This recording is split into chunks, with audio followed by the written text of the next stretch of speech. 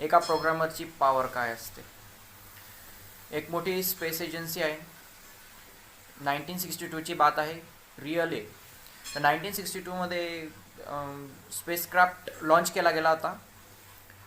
Space mission होतं.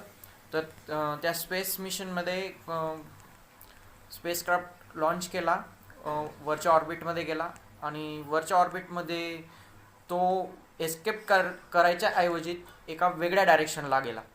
तर वेगळ्या डायरेक्शनला गेला. मग स्पेसक्राफ्ट कमांड चेंज नाही करता येत. तर त्या कमांड चेंज करता न आल्यामुळं स्पेसक्राफ्टला छोटीशी मायनर मिस्टेक होती प्रोग्रामर्सची. प्रोग्राम तयार करत असताना एक छोटासा हायपन मिस झाला. त्या हायपन मिस झाल्यामुळं तो लॉन्च व्हेकलला ब्लास्ट करावा लागला.